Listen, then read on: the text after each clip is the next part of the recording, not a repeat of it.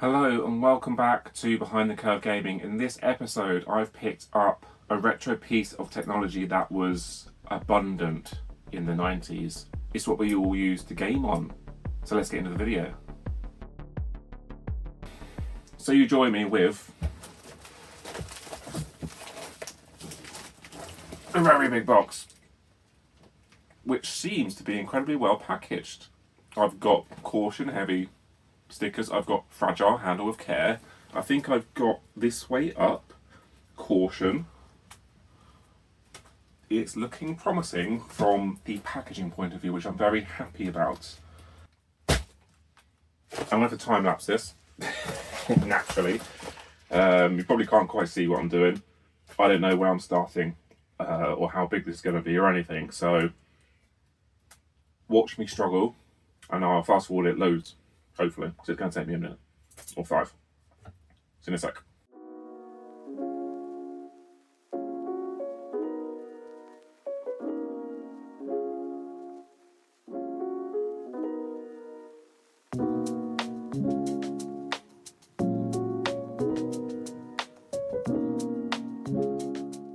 So I have unearthed the beast, the 90s beast.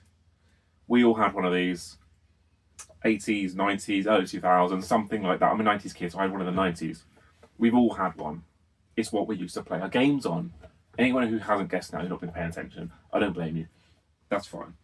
It's a CRT TV, okay? I'll come out and say it. I never know where to put these things and how to do it or whatever. It's a CRT TV. Now, I've gone into this going, right, I don't think I've quite got the headspace to go down the rabbit hole of the differences, the ones to go for, what to look out for, because ultimately I'll end up like an expensive one. Now, correct me if I'm wrong, but there used to be 24, 28 inch CRTs, all that kind of thing, but if you type it into eBay, it's all just like 14 inch ones. I don't know whether that's because those are the ones that have survived, or whether that's because just purely for packaging and posting reasons. Now, this was £15 postage. Now, I know all too well how expensive postage is. The size and the weight. It's usually the weight which does it. So, yeah, altogether, considering that your budget tested and working CRTs seem to start at £50, £60, and those ones can be damaged or somewhat faulty and definitely without a remote usually, that's where it usually starts. Now, I have paid £65 all in. Now, I think it was a Sunday night, sent out a £10 offer. I'd watched a couple, that's all I've done. I've just watched a couple on eBay just to try and gauge the prices of these. I've gone in completely unknowing, right? I've never looked into these. I've always told myself, I'm not going to go and get a CRT TV. Like, why would I, right? Is it going to look that much better if I've got the space for it? They're massive old things. It'll blow up, it'll come broken, whatever. But from the comments that I've received when I'm asking, how do I get a good picture out of this, now that I'm looking into my Mega Drive, my Nintendo 64, my SNES, that kind of stuff, how do I go about getting a good picture? And for the most part, the comments have been, the easiest way is to get a CRT TV, and then at least you've got a good base point to know what it's supposed to look like out of the box. And I've got something to compare it against if I do get like a Retron 3 HD, that I can obviously plug into the computer, all that kind of stuff for HDMI. I've got something to compare it against them. I'm not going, is this right? Is it fast? Is it slow? Is the contrast off? The colours? All that kind of stuff. I've got something to work with. So I thought, you know what, 50, 60 quid, or at least £65, test them working. Remote control, that's a pretty good entry point into this.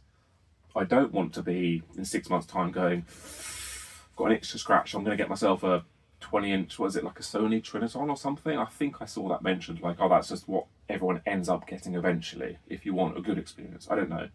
In my head, and for the purposes of this video, we're assuming all CRTs are the same.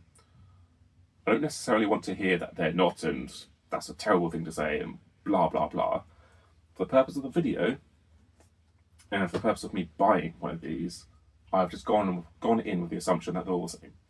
There's obviously lots of recognised brands, Sony and Toshiba and Matsu and all these recognised brands that would have been around then, and there's also lots of brands that I've never even heard of. which I assume would have been like the Asian markets coming in with their own cheaper versions. Now, because these are most likely the bargain ones, right? I remember having one of these with like the VHS player combo. I'm sure my parents had like a 28-inch version, which I inherited then. I played my PS2 on like 28-inch CRT. I think around the 2000s time. It must have been a CRT because of the sheer size of it. My granddad, who was into TVs at the time, I think he got like a 30-inch or 32-inch Panasonic. It was as wide as it was deep. That was a widescreen. And that was like, whoa, look at the size of this thing. Just before plasmas came out, I assume. But because these seem to be the ones that are more easily available, accessible, and more the budget end, obviously these were the budget TVs, so they don't have many options in terms of connectivity. And that's something I was umming and ahhing about. Do I need to get something which has got as many connections as possible? So this is pretty slim pickings on connections, which I'm guessing is pretty normal. But without further ado, let me pick this thing up to Debbie and hope it's not cracked in postage. I mean, the guy's done styrofoam on top, below, loads of stuff in here. So if it's broken, it's definitely not the seller's fault. He seems to be, I think he's a business seller. He's got others on there. He messaged me straight away saying, I'm just going to get a decent box for this, mate, all that kind of stuff. A little bit of a nice story, but I don't mind that. It's deeper than it is anything else, which is why I'm going to struggle finding a place for it here.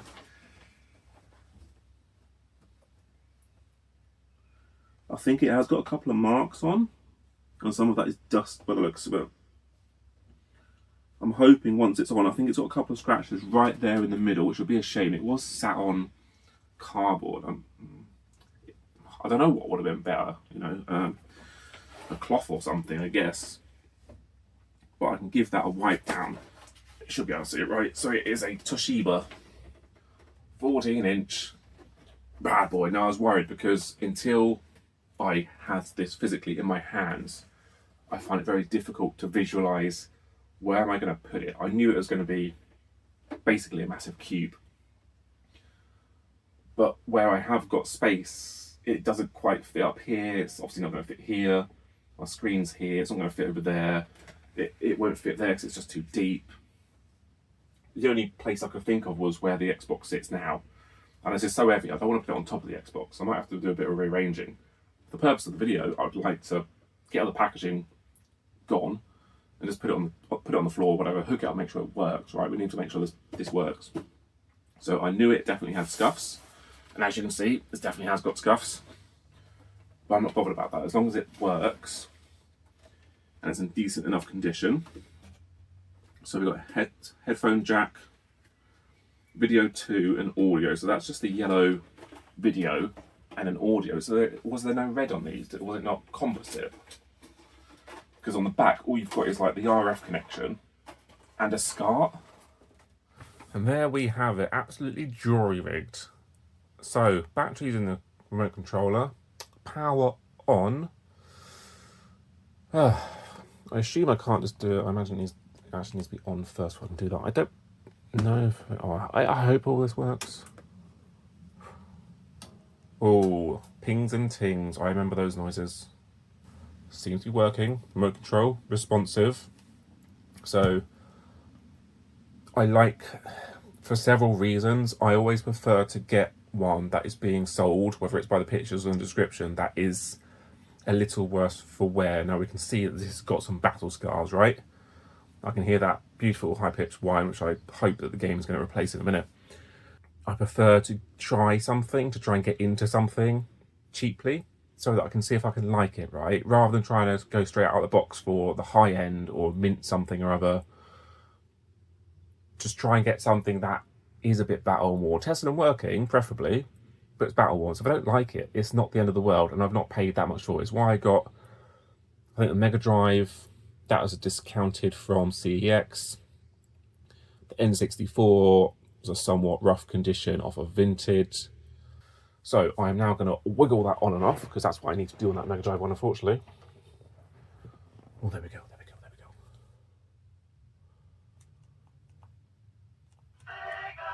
Oh, that is bright. It's the only way to turn it down. Is that how I use bright to be?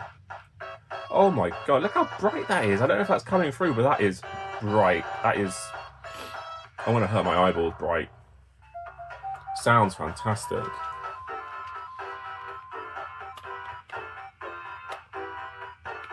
That's because I didn't press start. Is there brightness? I guess you can't. I guess there isn't picture types, is there? It's just the picture's the picture. Is that right? I'm going to have to go through the remote controls. It's a relatively featureless TV, but oh my god, look how bright that is. Are we getting flickering? How do I fix flickering on a phone? Okay, so unfortunately on my Pixel 9, I imagine most phones, I don't have access to the shutter speed. I need to be able to set the shutter speed to, I believe, 50, as in to match the 50 hertz. Obviously it's typically 60, so I've reduced it right down to 24 so that at least it kind of slowly scans down. And this just looks, oh, it's so bright. Oh, this A still unresponsive, mind. It is, oh, I can't get over how absolutely bright that is. I honestly feel like I'm going to burn my eyeballs out. Like, this is not going to do me any good at all. Dun, dun, dun, dun, dun, dun.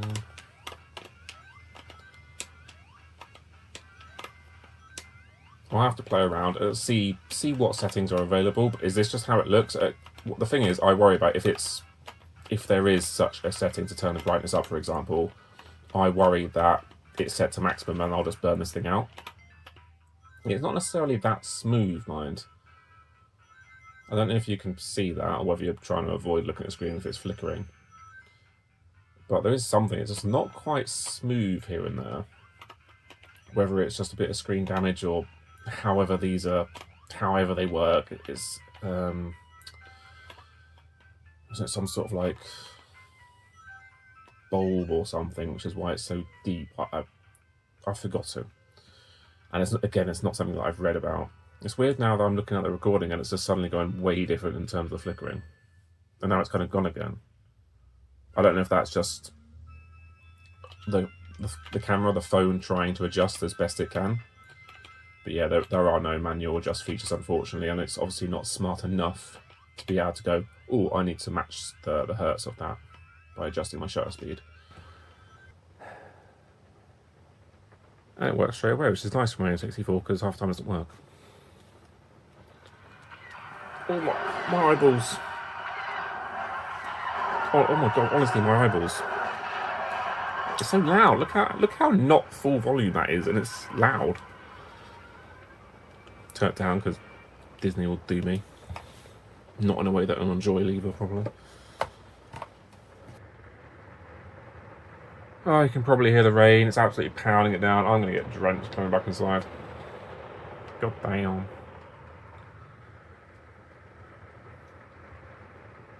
This is a slow game, isn't it? So obviously I've been having a lot of difficulty, but because I never had this growing up in the 90s, never had an N64. I think I played GoldenEye a couple of times on it. Obviously I've been asking questions, how do I connect this up properly to modern TV? But now I'm going back to basics, right? I've got a TV that it should have been on. So far I think it looks good. Like, I can read that. And obviously we're just on these two connections at the moment. I can try the SCART connection to see if it makes any difference. Oh my god, that rain. But now I've got a nice base, and then from there it'll be nice to get an expansion pack, which I think the most economical way of doing that is probably to just get another console from CEX, which have the expansion pack, move this one on. So far, for the 5 minutes that I've had the CRT TV on, I'm blown away by how fantastic it looks. Like, honestly, it makes some noises when you turn it off. It does that whole blonk kind of thing, and you can hear it turning on. Nostalgic noises, but they sound like impending doom noises at the same time.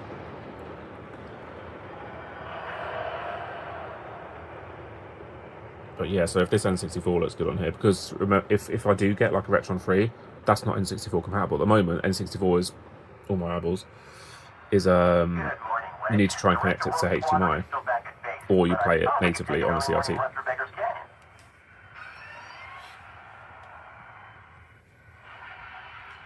My poor eyeballs though, Jesus. I'll look into settings and stuff off camera. Luke, I think we've got a problem. Is that my bad taste, or are those imperial brute droids dead ahead? So now we are now full screen, which is nice.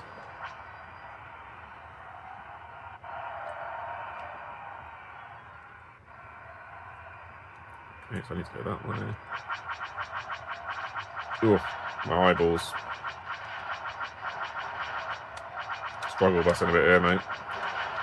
I might put episode 1 Racer in just because that's the game that I tested so much on. Again, this does look fuzzy, which is the difficulty I was having when I was trying to play this with my HDMI connection. It was fuzzy.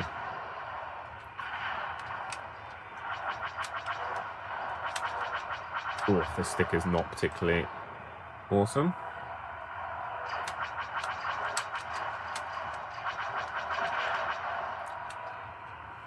But it feels much more playable.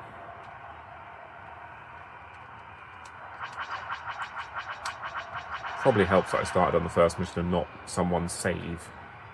So I'll just put in episode 1. Obviously I did all my testing when I was comparing several different cables and HDMI connectors and stuff on this Naboo racetrack, and it's in places it's very washed out and bright on the cheap cables and things. The HDMI connector was pretty decent.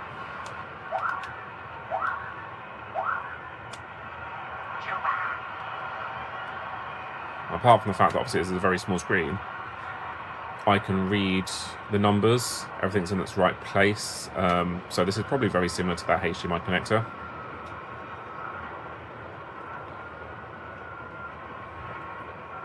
So I'm really happy with how it looks. It's so weird to think that, oh yeah, you can't just plug in a retro console to a modern TV and have it look its best. You actually need to buy the technology that it was made to be compatible for